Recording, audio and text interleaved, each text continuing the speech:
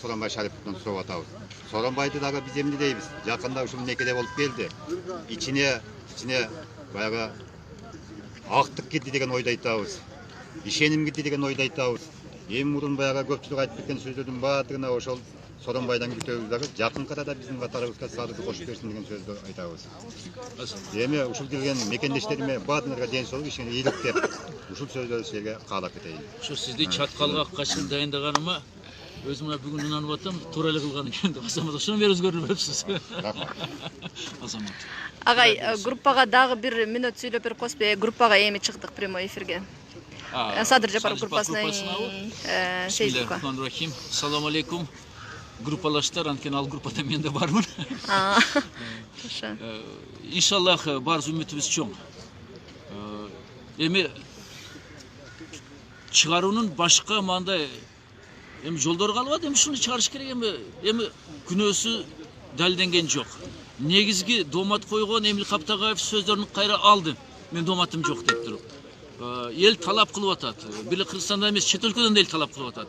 Эми bundan keyin özde Rahim сурап президентке кайрылса, кандай да себеп керек чыгарбоо үчүн.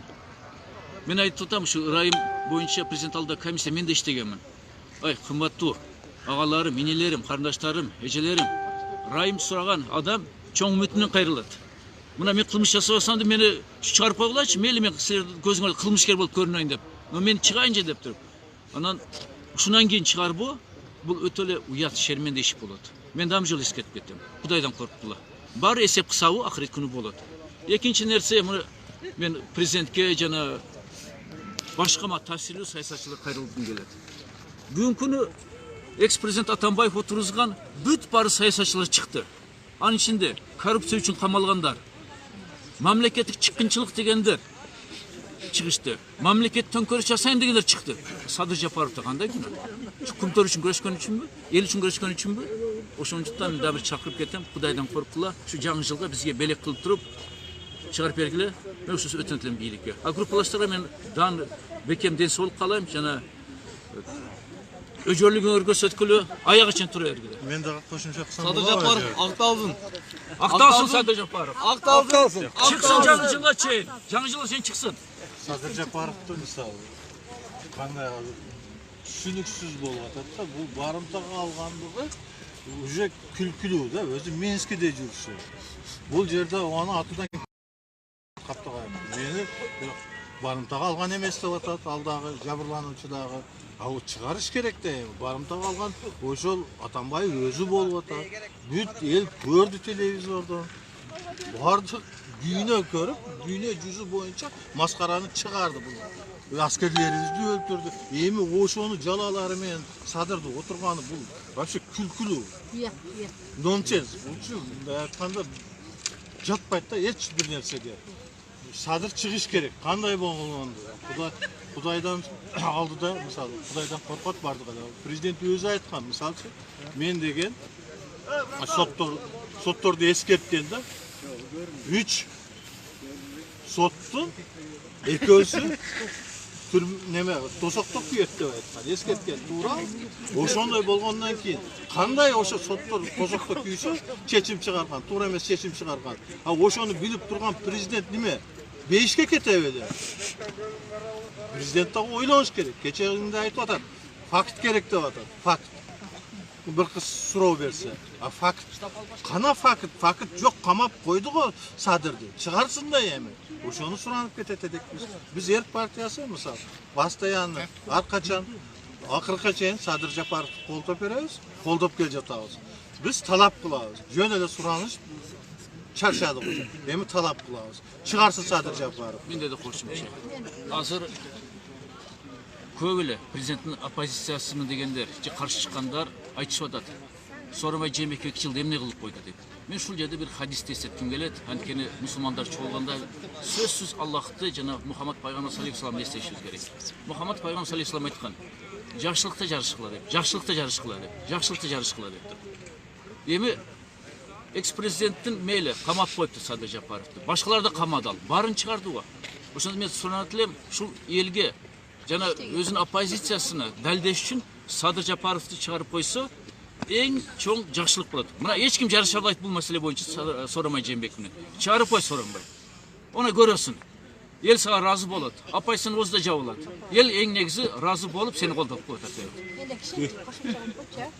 Байкеннің сөзіне қосылып, ошондо Жээнбеков президент болуп атканда керек болса мени бир тууган кылмышкер келсе, мен аны аябайм, мен аны камайм деген.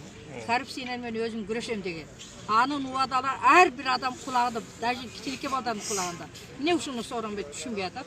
Сооронбай Жээнбековден сураны чыгарсын Садыр Жапаровдун эч күнөөсү жок, анын күнөөсү жок экенин бешиктеги бала да сезип атат. Ел, журт бардык билип атат. Биз ушу Садыр Жапаровду боштондукка чыгарып берсе, Жээнбековдун анча-мынча күнөөсү кыргыз эл кечирип коет. Кыргыз ел шунчалык кечиримде, кылым карыткан кыргыз ел бүт барын кечирет. Ошон үчүн тарыхта калам десе, Сооронбай Жээнбековду чыгарып койсун. Садыр Жапаровду ушу бүгүн чыгарып койсо, эл аны шунчалык колдойт. Даже Кыргызстан, ошону биз суранабыз да, чыгарсын Садыр Жапаровду. Законду иштесин, ошону чыгарып өзүнө алсын. Жанагындай 120 депутат мен ачык айтам, кереги жок. Жакшы адамдарды алып туруп өзүнүн жанына коштоп, элди кыргыз элин көтөрмөлөдүн, кыргыз элин колдосун, кулчулукка барбасын. Кандай элдер кыйналып атат, чет мамлекеттер кандай кыздар ускордолуп атат, кандай балдар өлүп келип атат. Міне ушуну көрбөйт, көрүп көрмөксөң болсун, билип билмексең болбосун. Элди көргөндөн Жээнбеков рас өзү айтмакчы ажыга барып келди, ажыз кабыл болсун, бирок Садыр Жапаровду ушу бүгүн боштондукка чыгарып койсун. Биз эл көтөрөт ошону. Бошотулсун. Абдан туура. Албетте мен саясатчы катарында түшүнүп турам. Буга чейин президент айтып келген, диктатор да айтып келип атат, биз соттун ишине кийлигише албайбыз деп. Сот өзү көз карандысыз өзү чечим чыгарат деп тур. Но биз Кыргызстанда жашап атабыз. Бул мурдагы Советтик Республика. Коңшуларыбызды көрүп атабыз, Өзбекстан, Казакстан көрүп атабыз. Баары бир президенттин сөзү. Ошондон буйрук бербейли. Жана комиссия по помилованию. Мыйзам негизин карап койгула арызыны. Күнөөсү жок болсо чыксын деп эле койсун. Комиссия по помилованию карап турат азыр. Президент позициясы жаман көрүнүп албайбыз деп. Соттордо карап турат, президент жаман көрбөйбүз деп туруп.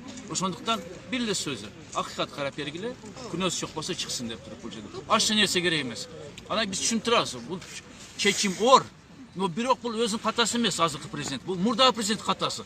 Катаны оңдоп кой, биз ыраазы болобуз.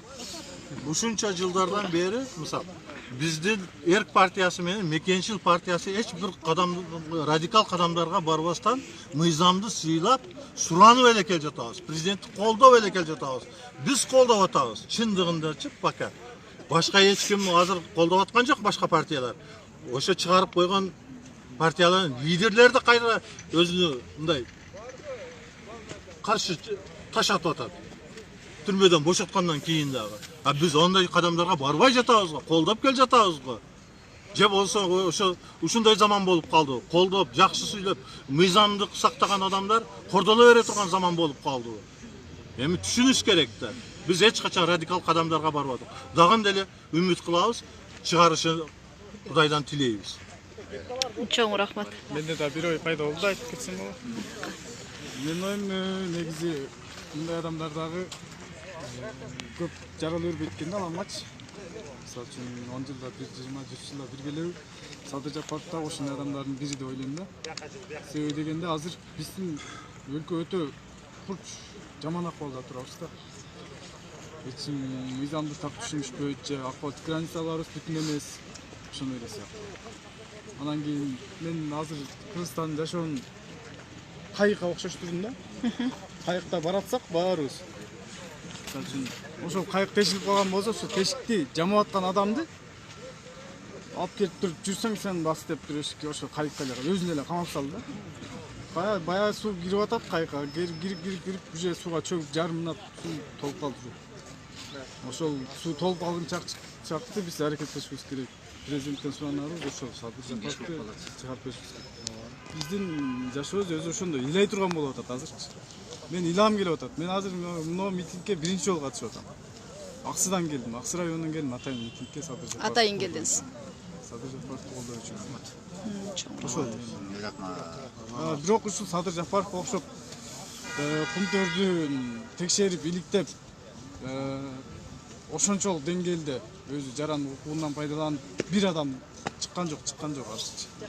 Көргөн жокмун. Ошо 120 депутаттын ичинен эч ким чыккан жок. садырды колдоп же ошол садырдын ишин улантып кете турган адам болгон жок бул жердечи. Кумтөрдү бул улутташтырып эл аралык сотко берем деп чет өлкөдөн келип атканда ошону уюштуруп ошого жетпей калды да. Мүмкүн жеткенде жакшы болуп эле. Ошо мен айтып атканым эле ошол тешилип калган кайыкты жамап аткан адамды эле алып барып камап коюшту. Суу келип атат, азыр бизди каптап кетет, калып кетебиз. Чоң рахмат. Мекенчилик партиясы ушунчалык неме болуп атат. Мындай салыштырмалуу башка партияларга карагандачы, ушундай башка партиялардан сунуштар түшүп атат. Мисалчы, сен чыгарып алабыз, акчаны төлөп беребиз, финансировать этебиз дегенде дагы Садыр кошулбай жатат. Биз дагы неме кылып атабыз. Эрк партиясы дагы ошо кошулбай эч жака үмүт кылып атабыз президенттен. Эми бүттү да качанга чейин үмүт кылабыз. Ушунча жакшы суранып келдик. Болду да чыгарсын да эми. Чыгарыш керек Садырды. Чыгарбаса болбойт. Мына азыр Атамбаевчылар канча акчасы саптап атат. Керек болсо күндөрү гейлерге чейин калып туруп, ошолорду чыгарып атат. А если эң көп Кыргызстанда кимди тарапташтары? Садыр Жапаров тарапташтары. Если эртең Садыр Жапаров тарапташтары дагы лишь бы максатыбыз чыгарып алыш деп туруп, радикал кадамдарга же ошолорду азгырылып кетчи болсо, азыркы бийлик өзүнө каерден көрүшүнү ойлоп койсун.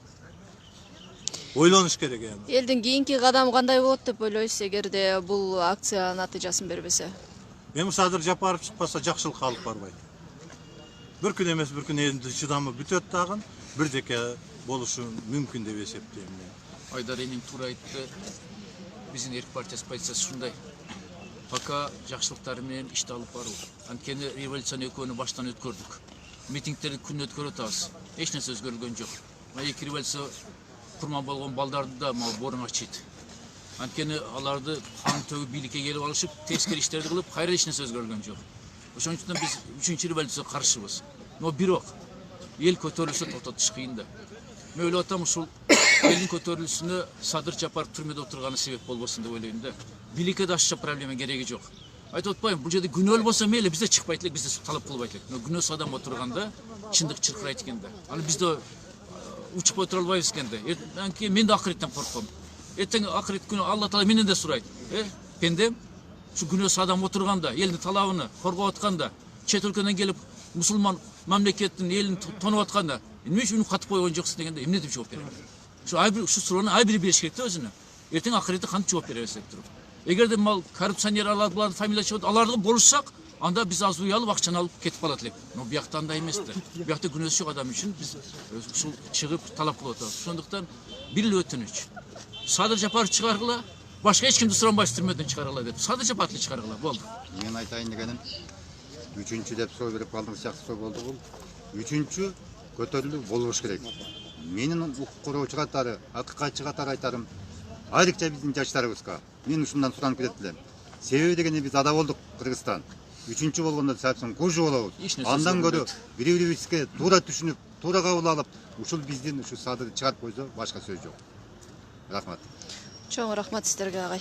Натыйжасын берет деп. Өтөт дейт. О, алыс чаткалдан келипсиз. Кана бир бата бериңиз. Кана. Момин Алла акбар. Ушул бүгүн биз эмне деген сөзгө келдик. Бүгүн биздин баардык 7 дуандан кошулуп келген адамдар, жүрөктөштөр, мекендештер, чыныгы атабыз Манастын урпактары, ошолордун небире чөйрөлөрү келди деген сөз айтам. Баардыгыңыздарга ишиңизде ийгилик болсун. Амин. Кайсыл жерден келсеңиздер тынч аман жетип алыңыздар. Амин. Ушул биздин ыйык жер Ыдыс коом колдоп, коштоп сиздерди үйүңүздөргө жетип алышын, жалпы Кыргыз элине келген адамдарга, мекендештерге, ушул жаштарыбызга ден соолук болсун, ишин ийгилик болсун, баарыбызга жакшылык болсун. Жакшы күн тие берсин. Кошумча дуамыз бажы катарында. Кийинки дан чогулганыбыз себеби Садыр Жапаров боштондукка чыгып, сүйрөп чогулган митингибиз болсун.